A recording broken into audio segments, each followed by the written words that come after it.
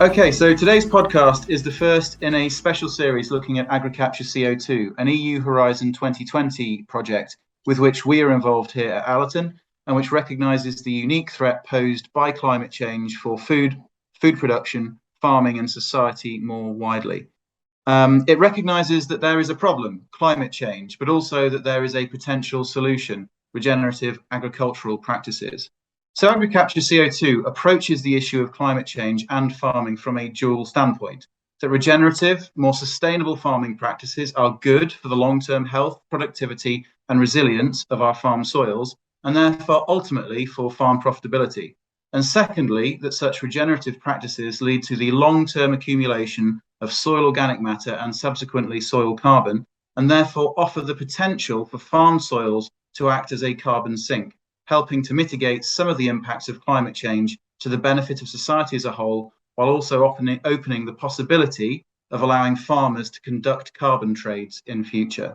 Today, I'm going to be speaking with Celia Nyssens, Senior Policy Officer for Agriculture and Food Systems at the European Environmental Bureau based in Brussels, and one of our consortium partners in the AgriCapture project. Celia, hello. How are we doing? Hello. Good to see you, and thanks for joining me today. Would you just like to start by perhaps just telling us a little about yourself and your role and the EEB? Of course. So as you said, my name is Celia, and I've been working at the EEB for 3 years now on policy related to agriculture. So the EEB is an umbrella organization of environmental NGOs who we, in a way, represent in Brussels, and we try and shape EU policies on a lot of different topics, not just on agriculture, so that they are better for the environment and for society in the long term. And so in the EEB, I'm working in particular on agricultural and food policies. So I started with a specific focus on the common agricultural policy, and have been working also on carbon farming policies in recent years, which is, I guess, what we will be focusing on today. That's right. And I mean, I happen to know you speak at least 4 languages, but very kindly, it gave me lots of options to talk to you. Obviously, being British, I am similarly, obviously multilingual, as is famously known. But we thought, you'd be kind on me. We would conduct the whole interview in English, which is very good of you. But what is your, if we make a start, sort of taking the bigger, the sort of the top-down picture, what's your analysis of the current trajectory of climate change? And from the EEB's point of view, what implications does that hold for both agriculture and for society more widely looking forward? Yeah. Well, the trajectory is not looking too good because clearly emissions are declining too slowly and climate is changing faster and faster.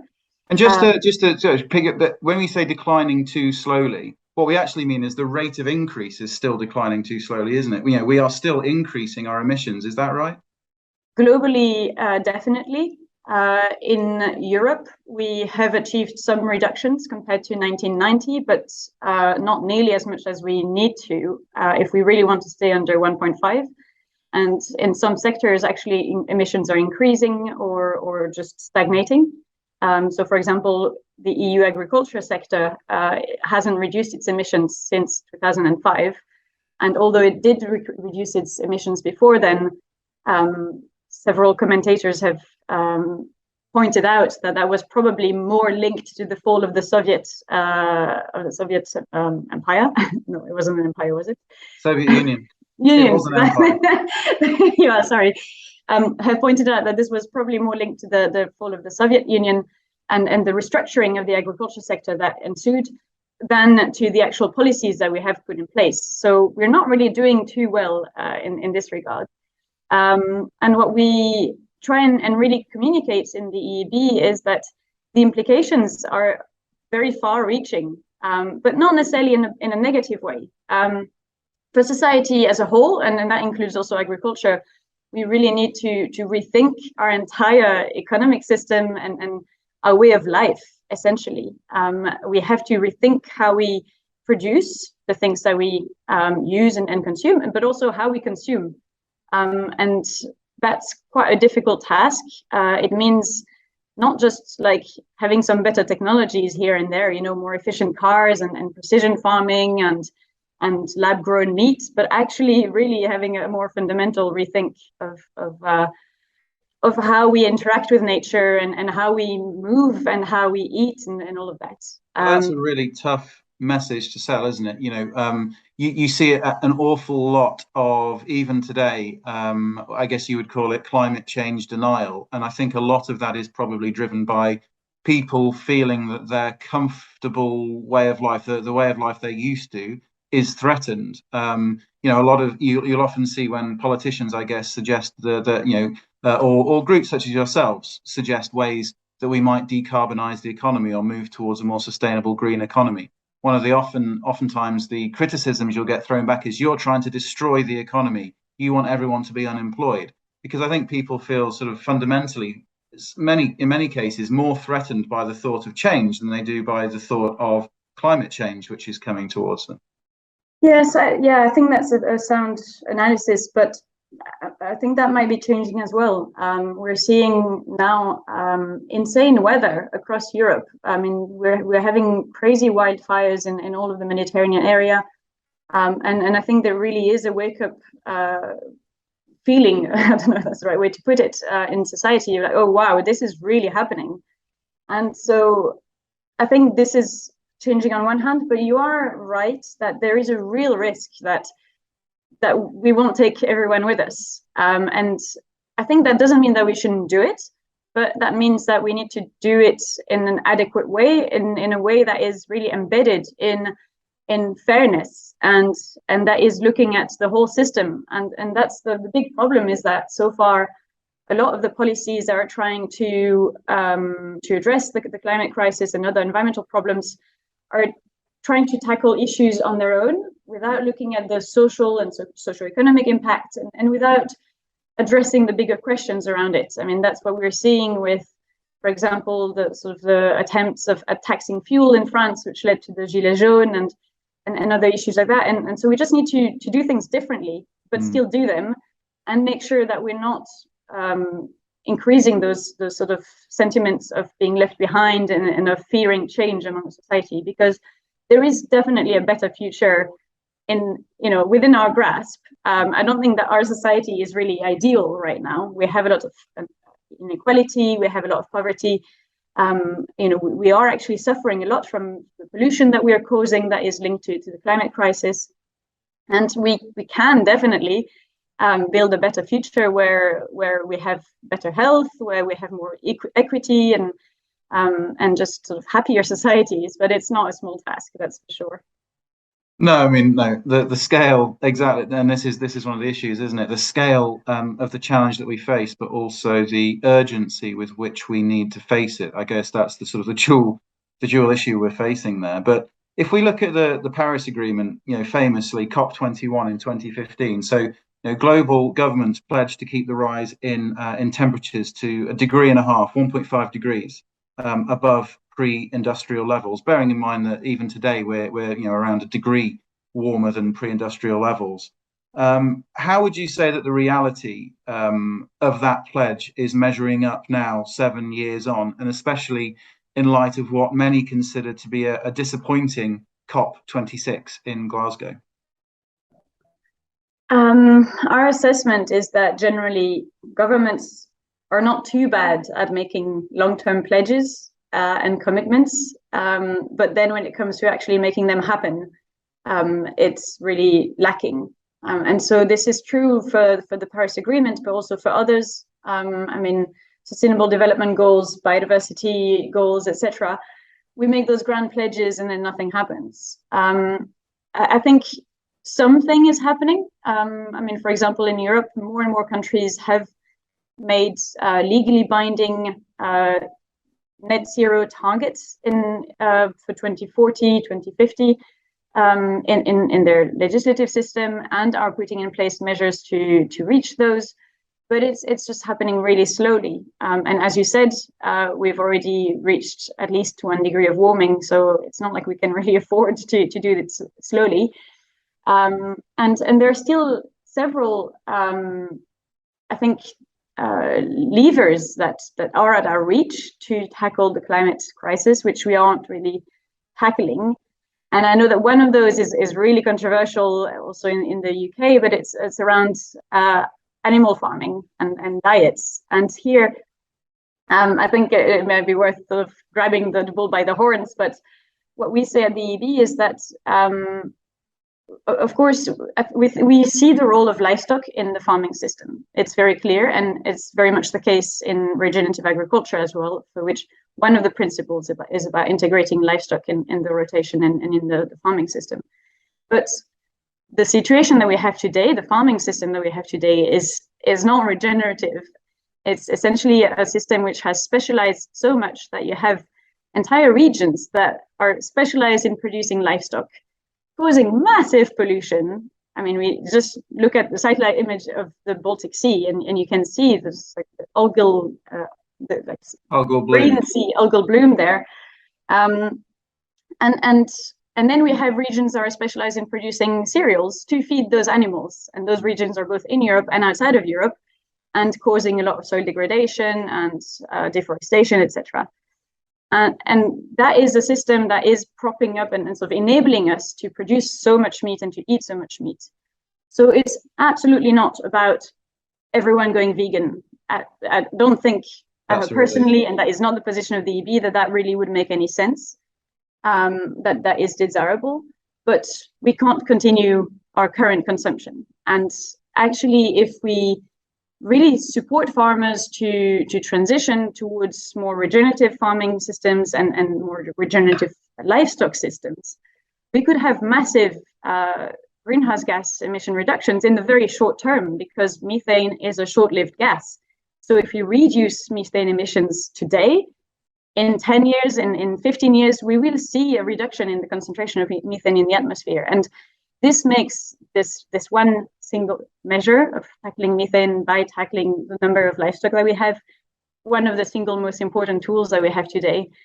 I mean, we could talk about this specific issue for an hour or more, and I agree that absolutely what we need to see more, and I think most farmers would agree that we need to see a greater integration of of mixed livestock farming, the traditional farming practices of each farm having a mixture of livestock and crops, and the circularity that's inherent within that system, and absolutely the specialism which many farming systems have been driven to over the previous 50 years as a result of essentially, let's be honest, economic imperatives, and also oftentimes policy imperatives to make farmers do certain things, has led to some perverse outcomes. That's absolutely true. And there's always efficiencies and ways as well that we can just improve emissions from livestock by just improving the efficiency of our herds, breeding for that, feed additives, etc. So there's kind of multiple things we can look at there within reducing emissions from livestock, absolutely. But I always come back and say actually what we need, and it kind of sounds controversial, but again, it's a big topic, which is we almost need more livestock, not less. We need livestock in more places. We need them grazing the ground. We need them back out there in their natural ecosystem niches, if you like. Now, I don't know, and I'd be fascinated to know what that would look like in terms of overall numbers compared to where we are today, or even numbers compared to where natural ecosystems were millennia ago. I think that would be really interesting. But from my point of view, it's always really important to always keep that focus on what is the prime cause of where we are today, and that's the burning of fossil fuels. We've put 300 billion tons of fossil fuels back into the atmosphere in the last 200 years, and that's got to always, I guess, for me, remain our focus. Though I completely take on board what you're saying about the short-lived nature of methane and how we can get some rapid cooling effects effectively by reducing biogenic methane levels in the short term. But no, that's always it's such an interesting, and I'm glad you said we don't all have to go vegan, because that's, I mean, yeah, you might live an extra few months, but would it be worth it? That's the question, I suppose. So moving on. what are your thoughts on the EU Green Deal and the Farm to Fork strategy? And how do you see that actually contributing towards building a more sustainable food system? And how do you think that compares to what's happening in the UK at the moment now that we've left the CAP? I think I've already sort of made some comments, but that are applicable here as well. So one of those things is that the Green Deal and the Farm to Fork strategy are another example of governments, or in this case, the EU, setting grand objectives and then lacking on implementation. Because what we have seen so far is, I think, the right objectives, reversing biodiversity, tackling climate change, reducing synthetic pesticides, and reducing nitrogen pollution, etc. But it's now been a bit of 2 years since those objectives were made in the Farm to Fork strategy, and a bit more in the Green Deal. And we haven't really acted on them. I mean, the most striking case here is the Common Agricultural Policy, which was being reformed as these objectives were being set, and wasn't influenced at all, essentially, by these new objectives. And we have, I mean, the new Common Agricultural Policy is still being sort of shaped and refined through the national plans that member states are preparing now. So we don't have the full picture yet, but from what we've seen so far, they are not at all taking into account those new EU-wide objectives on pesticides, on restoring landscape features and non-productive areas like buffer strips, flower strips, etc., on reducing nitrogen losses, etc. They're just continuing business as usual and changing as little as they can. So in the EU, we're really seeing that the right objectives are being set, but there's massive inertia in the actual policies that need to change and be put in place to deliver on those objectives. And I think the situation in the UK is interesting because it's probably similar to some extent. I guess especially when it comes to trade and the fact that both the EU and the UK have set quite ambitious objectives for climate, for biodiversity, etc., but are still very much attached to their old trade policy, very neoliberal, let's trade as much as possible, as far as possible. And that is very much contradicting their ambition. But interestingly, in the UK, the agricultural policy is being reformed, and I would say being brought in line with those ambitions. So with the caveat of trade being in the way, I think things are moving a bit in a better direction there. But I'd be really interested to have your take on that, actually, because I'm not an expert on the new UK agricultural policy. Well, yeah, I mean, in the UK, I think that the accusation could be levelled at the current government that we have in the United Kingdom has, again, a lot of very lofty ambitions when it comes to the environment, whether on biodiversity, clean air, clean water, et cetera, et cetera. But in reality, the funding and the real impetus to actually enact those changes isn't there. So obviously, with the UK, we're now leaving. We have left the Common Agricultural Policy, but we voted in the UK, for better or worse, to leave the EU 6 years ago, and we're still really in the very early stages of developing a post-CAP policy in this country, which is kind of a crazy situation to be in. I think there was some misapprehension about how easy it would be to create a new agricultural policy from scratch just for one country. But of course, in the UK, it's actually 4 countries. Because each, Wales, Northern Ireland, Scotland, and England have their own devolved agricultural policy. So I think, there is a concern that although, the ambition is there, I think perhaps, as you're also saying, within the EU, the actual drive to actually help farmers to implement more sustainable farming practices isn't there. But of course, within the UK system, the major 2 differences from where you guys are in the EU is that, one, we are, as farmers in England, at least, we are losing our direct support payments. So the CAP's subsidy payments for food production are going. And 2, as you say, with trade, the UK government is signing trade deals around the world at the moment to import food where there are no restrictions on either welfare or environmental quality.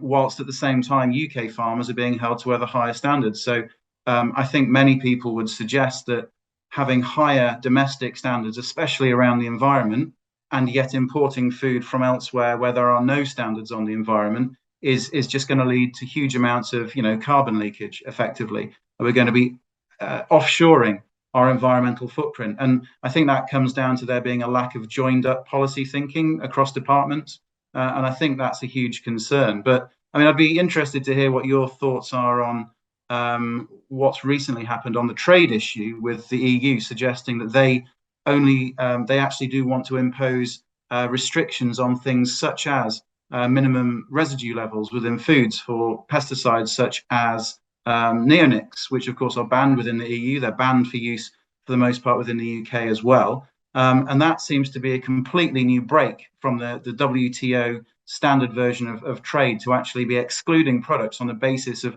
farming systems in other countries, which is something that has previously been declared to be impossible. And I'd love to hear what your thoughts are on that. Yeah, I mean, maybe two thoughts on this is first that I think it makes a hell of a lot of sense. It's a bit a crazy situation that we have today where our farmers are asked to follow tighter and tighter regulations year on year, and what we import isn't at all aligned with this. So we're definitely favorable towards this new development. It's maybe one of the very few things that we actually agree on with the farmer unions here in Brussels.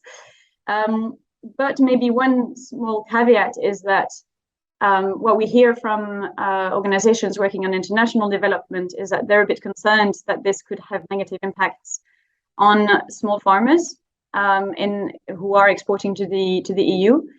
Now, I'm not sure exactly how much impact that would be, because I think the majority of what we import is actually coming from quite large corporations. That's definitely the case for feed imports and the biggest commodities. But I think that is something that policymakers should bear in mind. And that's where, again, it links back to this issue of joined up thinking in policy design. The people designing this policy need to be talking with the people working on international development and making sure that the right support programs are put in place to help the farmers who are exporting their produce to the EU comply with these new standards, because we do really need to have a lot more integration of the just transition thinking in all the policies that we develop when it comes to the environment, not just when it comes to the energy transition, but really across the board.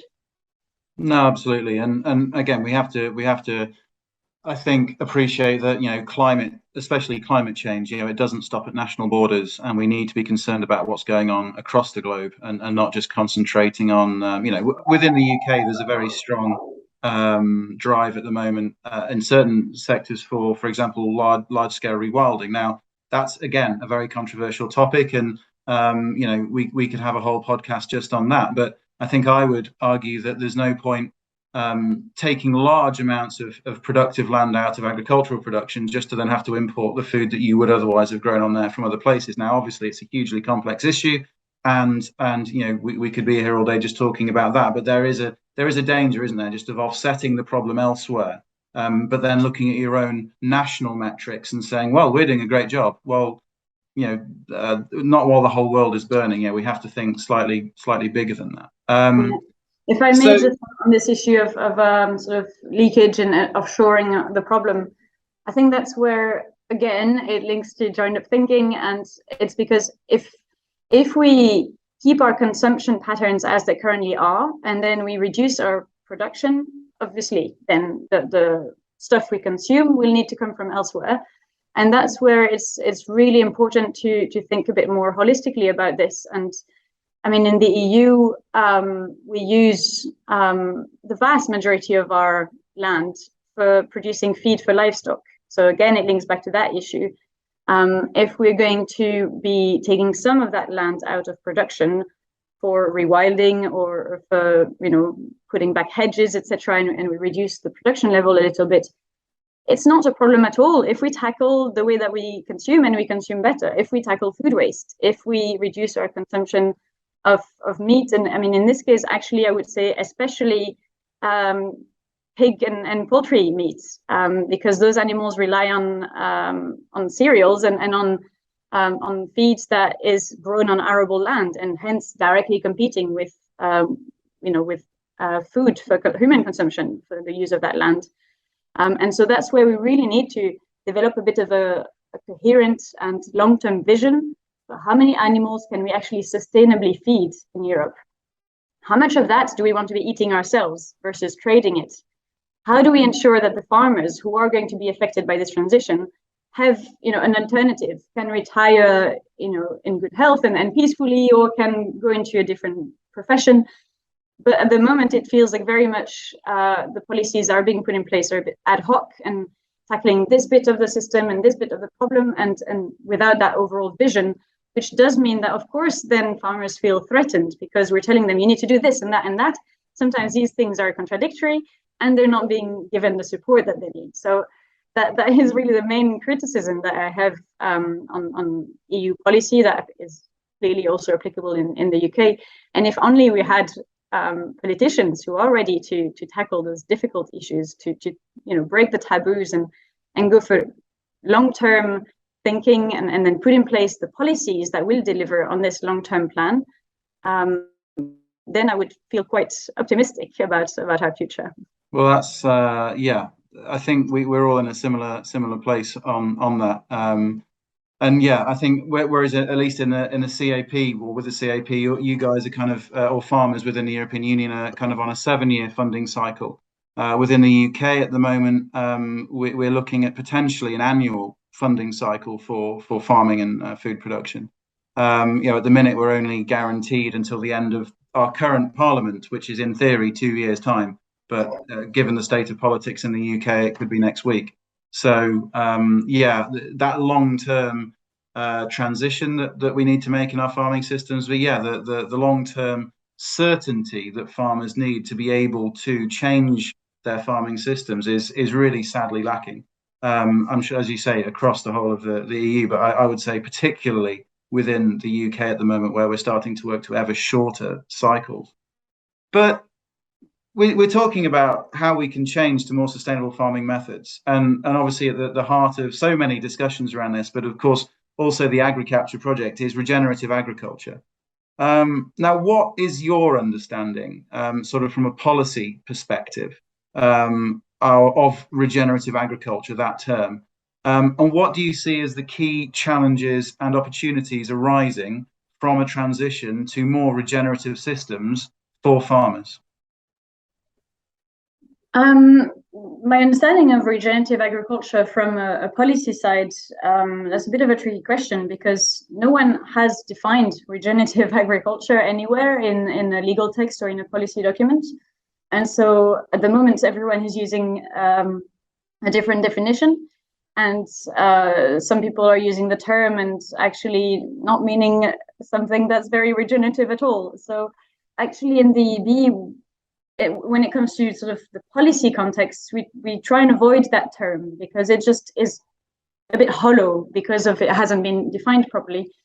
And we generally talk more about agroecology, which has also been used and misused, I think, in some cases, but at least has been defined thoroughly by the United Nations Food and Agriculture Organization.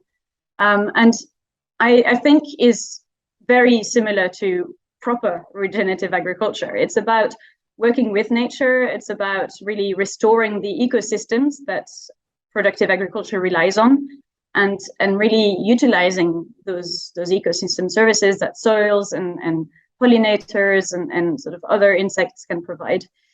And that is very much the direction of travel that we want to see, but not really the one that we are seeing, unfortunately.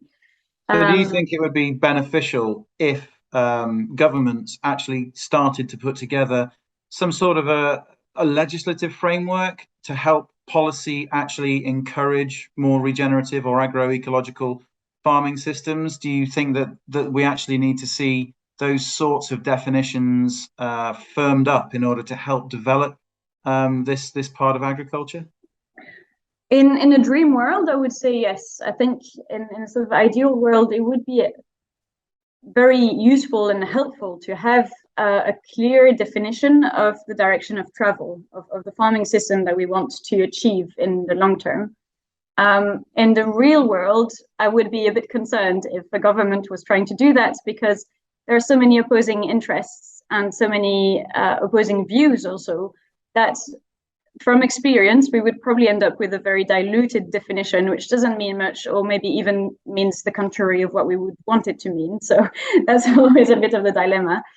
So on the other hand, then, do we just need to see, if we want to encourage more agroecological, more regenerative farming, do we need to start seeing a premium for these products? Because we all know that, famously, a lot of agricultural subsidies are market distorting. They actually encourage, in many cases, more destructive agricultural practices. You're effectively paying producers in certain circumstances to pollute, and then having to clean that pollution up subsequently.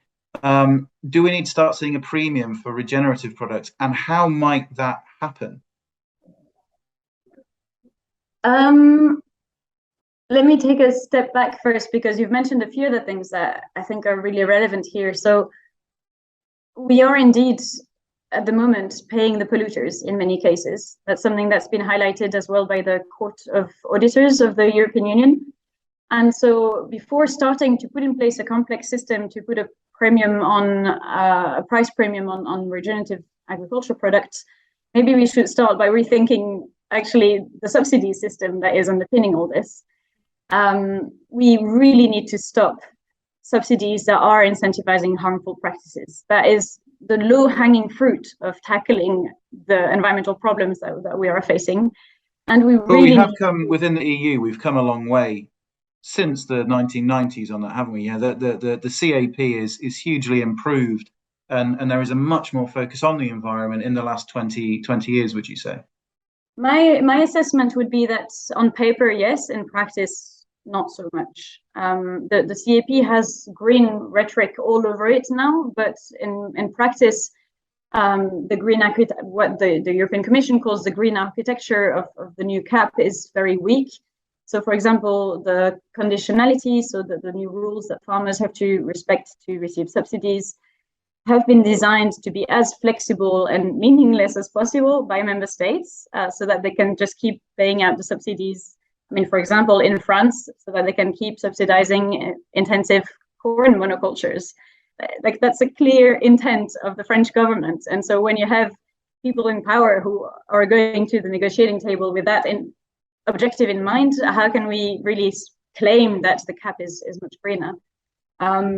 And then there are schemes in the new CAP to reward greener practices, like eco schemes, and then the good old agri-environment climate measures in Pillar 2.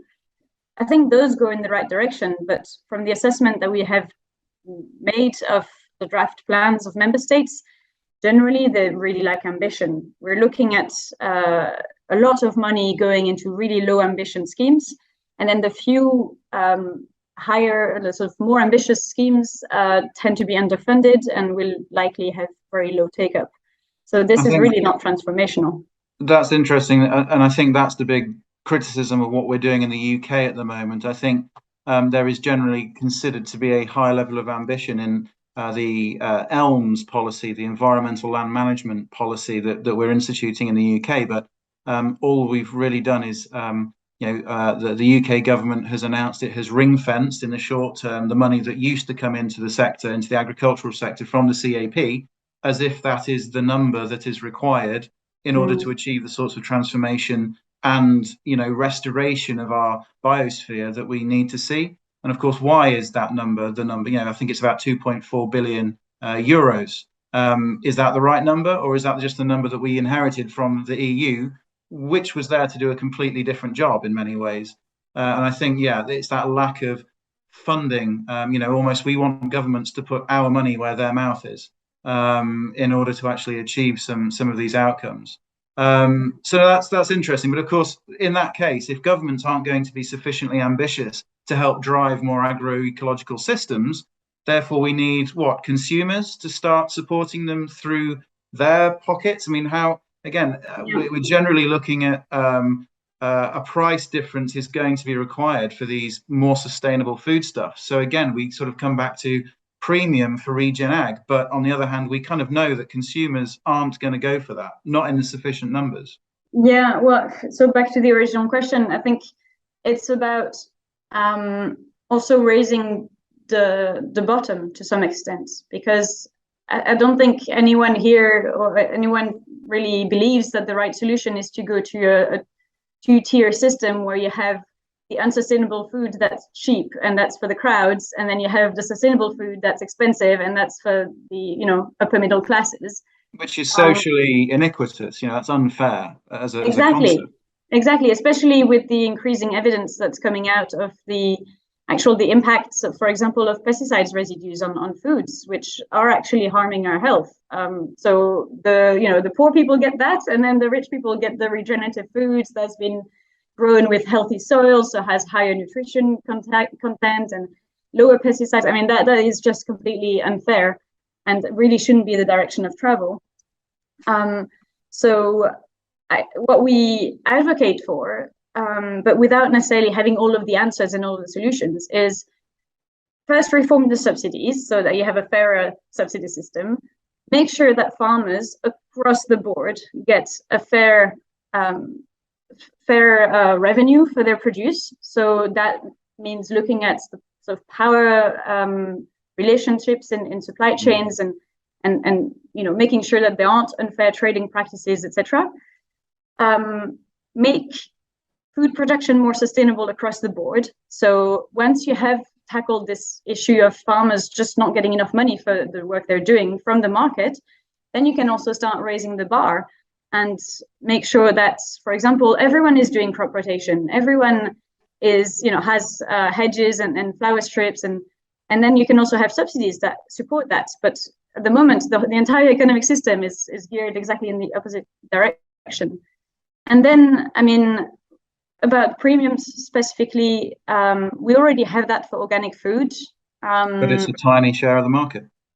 It's a small share of the market. It depends where it's growing, but there's a bit of a question of, does it make sense to have another sort of potentially competing system where you have like organic food and then you have regenerative food and then someone come up with a different thing, high animal welfare food, and then are we potentially confusing consumers a bit too much there? I don't know. I don't really have the answer. I'm not against. I'm not in favor. It's just a bit of a reflection, but I think it shouldn't be the first priority of policymakers. I think they should be looking at the bigger issues first, and then premiums are kind of the last cherry on top of the cake, as we say in French. Okay, so if we move on now to the sort of the crux of the issue and soil, which is of course at the heart of the AgriCapture project. So soil has been described as the Cinderella of environmental issues because generally speaking, it's neglected by governments and other stakeholders when it comes to investment, regulatory protection, monitoring, and education in comparison with air, water, trees, biodiversity. It's just not sexy, is it, or hasn't considered to be previously. Why is it that soil lags so far behind these other indicators of the health of our natural environment, of our natural capital? Why was the UK government so completely averse to including soil in its agricultural plans until almost forced to do so by the UK's farming unions? Why is soil never a political priority? I can give you some thoughts, maybe not all of the answers, and I'd be interested to also hear your views as a farmer. But I think two potential reasons would be, first, that our knowledge of soil science is actually quite new. Until quite recently, the mainstream sort of scientific paradigm was, as long as you put the right nutrients in your soil, you will grow food, everything is fine. And the more detailed and nuanced knowledge about soil ecology, soil biology, is really new, and that's partially because we didn't have the technologies in the past to actually see what's going on in soils, because a lot of it is happening at the scale that we just can't see with the naked eye. Something like a quarter of all living species live in the soil, don't they? Something like that. Exactly, yeah, and that's something that we only discovered very recently. So I think probably there's a bit of a legacy there of just the science being quite young, and so the knowledge is taking time to filter through. And my impression is that in the last few years, that really has been changing, and that more and more people are talking about soil and interested in the role of soils for climate mitigation, but also climate adaptation, water management, nutrients recycling, etc. So that's one. And then I think the other issue is probably the fact that soil is land, and land is land ownership. It's sovereignty, and it's a very sort of politically sensitive topic, traditionally at least, but still today. And we saw that in the EU when the Commission tried to put forward a soil framework directive over 10 years ago. And it just got completely stuck because a few countries just would not hear of it. Soil is our competency. It's our sovereign matter. Don't you deal with this? And so there's probably an element of this at the different levels between EU and member states, but also between national government and landowners. And that probably has hindered the development of policies that would protect soils from pollution and from all of the threats that they are experiencing today. Well, in the UK, there's this big argument around, because of course we're talking about public money for public goods within the UK. And of course, a lot of farmers say, well, a public good is producing food, or it is soil. And of course, I find this sort of conversation just baffling, because someone made up the term. Some economist has made up the term public money for. It can essentially mean, we can make it mean whatever we want it to mean, but no, the proper way of things is no, soil is not a public good because it's privately owned, as you say, and food production is not a public good because, try telling that to people, as you've seen here in the UK, when shelves have started to run short in recent years, either due to COVID or due to Brexit, or God knows what's going to be happening in the next year or so with the global food crisis. I think it's a difficult argument to make that food is not beneficial for the public, and neither is the soil from which we grow it. Here in the UK, we've been promised a soil health action plan, but I think that has fallen by the wayside. That was due to be announced back in the spring, and that's currently, I don't think, anywhere to be seen. And of course, within the UK at the moment, there's an awful lot of political ructions going on, so everything has really come to a halt at the moment.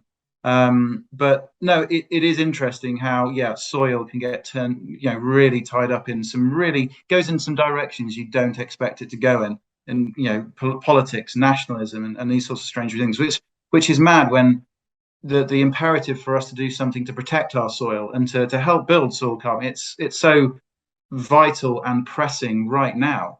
And I guess sort of leading on from that is, could you talk us a little through the framework as it exists at the moment across the EU, underpinning carbon trading, and how that fits, or how potentially soil carbon trades will fit into that in the future, and how you see that happening?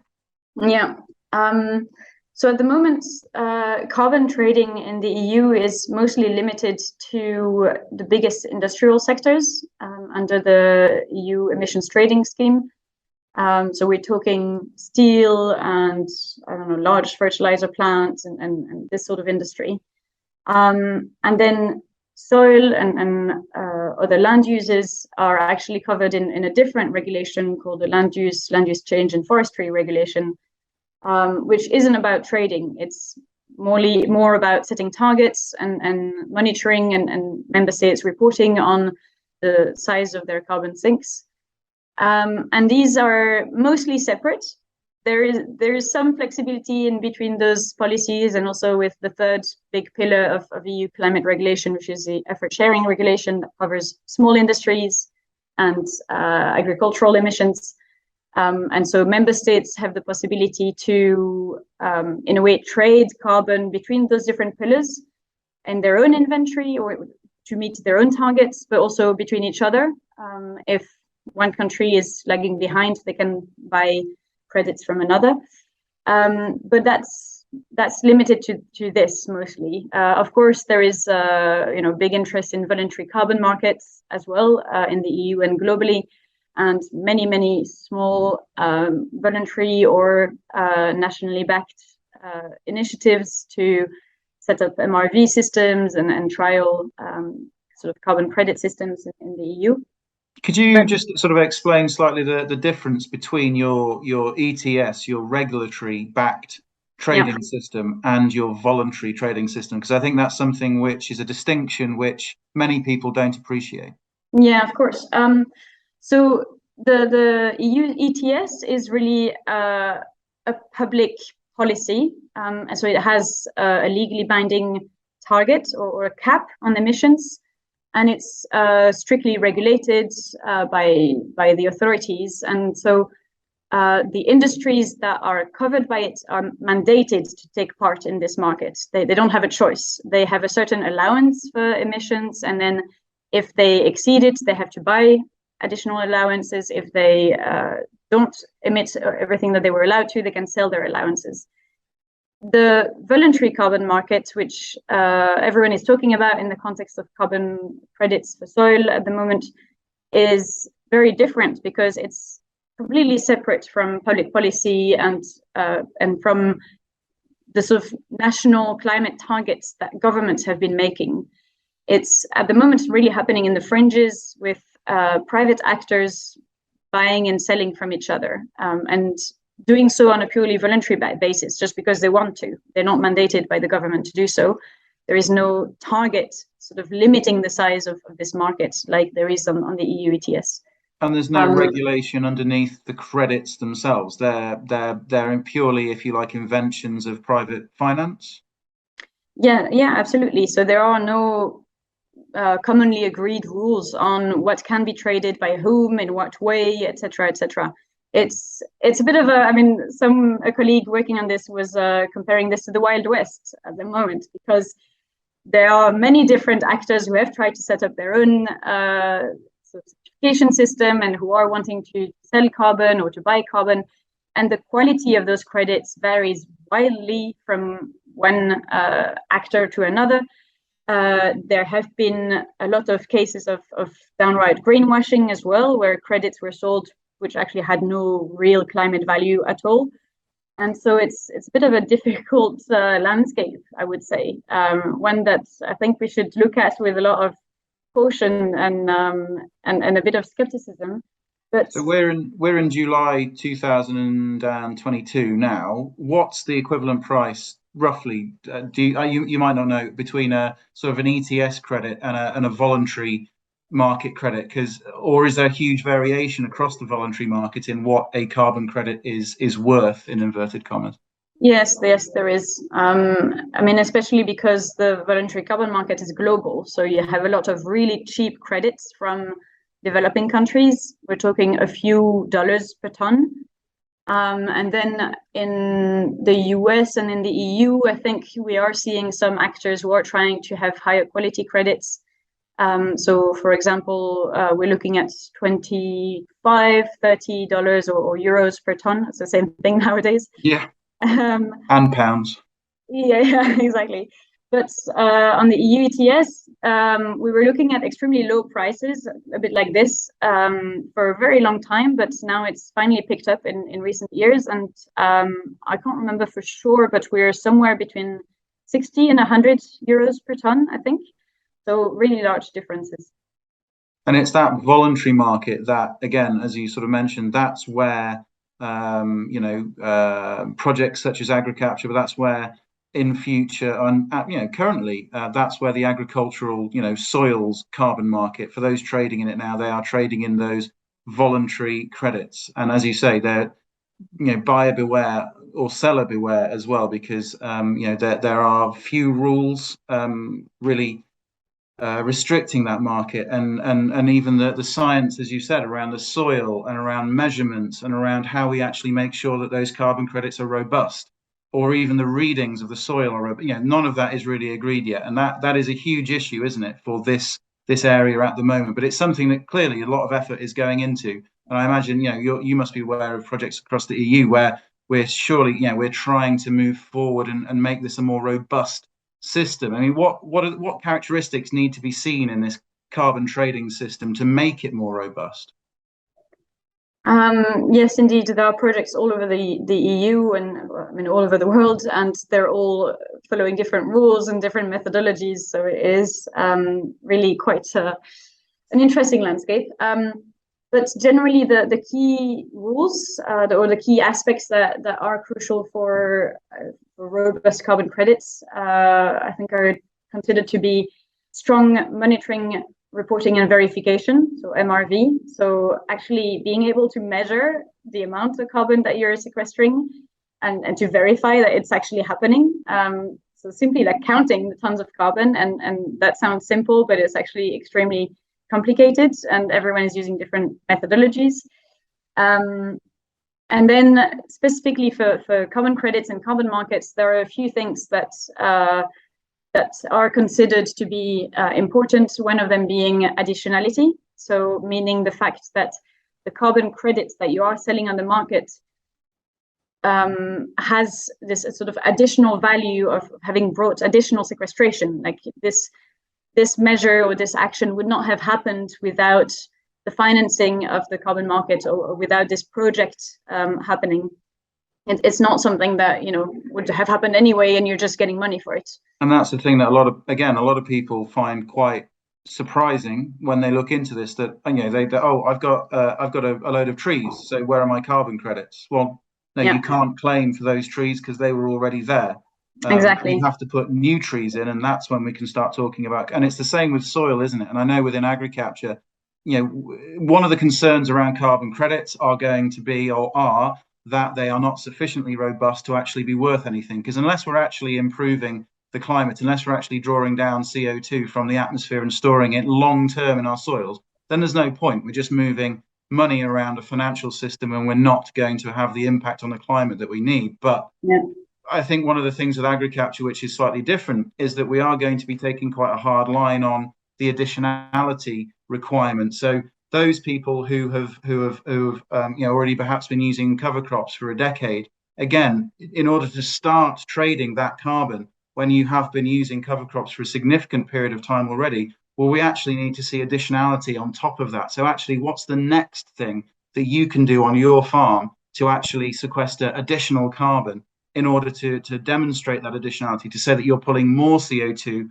out of the atmosphere from new changes that you're making on your farm? And again, that's quite a difficult thing to get across to people who may have been doing a great job for agroecological farming, regenerative farming, for the climate, whatever you want to call it. But actually, we're going to need to bring everyone along on this journey, aren't we? And that's the important thing. And also those people who are already on that journey, we need to be able to help demonstrate to them how they can go further and how they can continue to benefit. And that can be quite a challenging conversation. Yes, absolutely, because I think this system by nature discriminates against first movers and the pioneers, those who have been applying regenerative agriculture for a long time. Because if you already have a really good carbon content in your soil, you're going to struggle to bring it higher up, and it's going to be more costly. So it probably won't be worth it. Whereas if you've been doing really extractive, intensive agriculture for the last few decades, the carbon content is probably very low and will go up like this, like, arrow to the sky when you start applying the right practices, and then you'll get a windfall benefit from taking part in carbon credit projects. So for me, there's a really tricky, again, fairness issue here for farmers themselves with the carbon markets, that we're going to set up, if we invest massively in the voluntary carbon market as the key and the main mechanism for financing soil carbon sequestration, we're going to create a massive incentive for the largest and the most intensive farms and leave all of the other ones behind, which feels like it's already what's happening anyway with the Common Agricultural Policy. So we're just going to reinforce those sort of economic signals that are already forcing a lot of smaller farmers out of business and already making the life of the more sustainable farmers really difficult. So that's a big concern for me. I saw recently a story that it was a large corporation had been buying carbon credits or offsets from farmers in a developing economy and paying them almost cents on the dollar in terms of the value of those credits, and essentially pocketing the rest of the value of those credits by essentially exploiting the people who were doing the work, who are actually doing the regenerative practices. So again, we do have to make sure that there is fairness in that. We seem to be very good at losing the concept of fairness in the modern economy. We need to make sure that with this new development that we do actually build that into it. So we're coming towards the end today, but I guess as a sort of a wrap-up question, Celia, how do you feel that AgriCaptureCO2 might help farmers to transition towards carbon farming in the coming years? Well, I think carbon farming, if we understand it to mean like regenerative agriculture and sort of that whole different farming system, means a bit of a change in mindset. It means having to acquire new knowledge as well about how soils work and about new agronomic practices, etc. And what AgriCapture is trying to do is to build a community of practice to help that. And I think that's really important. We're not the only ones doing it, but we're trying to also connect different initiatives that are doing this. Because, if you want to go fast, go alone. If you want to go far, go together. I think that's the famous quote.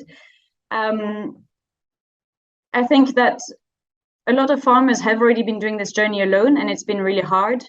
And we can't expect every single farmer to make this transition on their own and to really be willing to take the risk, etc.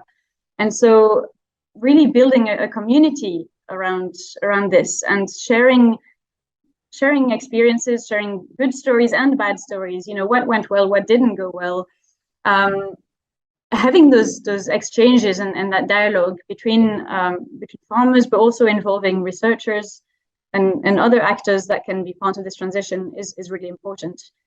And then I think the other pillar of the project, which is really relevant, is also finding ways to financially reward farmers for the work that they are doing. So whether it's a premium on regenerative agriculture products, whether it's through carbon credits, whether it's through subsidies, we have to look at how these things can fit together and can be supportive of this transition. And there's no one size fits all, of course. So really identifying the different options and communicating that to farmers is really important. And that's the other aspect of the project. So community of practice, and then the financial incentive and rewards really are key parts of the solution. It's not all of the solution, but it's a key part of it. And that's what the project is about. So finally, and following on from that, how optimistic are you about the future when it comes to the sorts of things that we've been discussing today? I vary. I'm a bit of a yo-yo on this. So when I look at the policy level, I tend to be a bit pessimistic because we get a lot of lofty promises and no action behind it, as we discussed before. But then when I go to speak with community groups and farmers and people who are actually delivering change on the ground because they are aware of the problems and they want to do something about it, that really always gives me a massive boost of energy. And I think if only we can find ways to design policies to really support these people and to help more people to do that, then we have a really good chance to tackle the big challenges that we have. Yeah, there's no bigger challenge, is there, at the moment? And I always like to say I'm a farmer. I would say this, but farming's the sort of biggest and most important job on earth. But we're also facing the biggest and most significant challenge of that humanity's ever faced with climate change. And the two, they come together in this sense. That, agriculture has and continues to be a source of climate change and a driver of climate change, but it's also pretty much the only sector of the economy that can actually act as one of the solutions to climate change in future. You know, we can go beyond just reducing our emissions to actually towards hopefully being able to absorb some of the emissions already in the atmosphere, and at least play a part in helping to turn the tide of climate change. And that's something which I think the agricultural sector and everyone working within it should be really excited about, or you know, really proud of. Something that, yeah, something we should be working towards, isn't it? And it's an incredibly important goal for us all to work towards. But no, thank you very much, Celia, for joining us today, for joining me today, and for sharing your thoughts on AgriCaptureCO2 and the general sort of policy framework across the EU and the UK when it comes to carbon and climate change. And I hope everyone listening to this or watching it has enjoyed the show. Thank you very much. Thank you, Joe.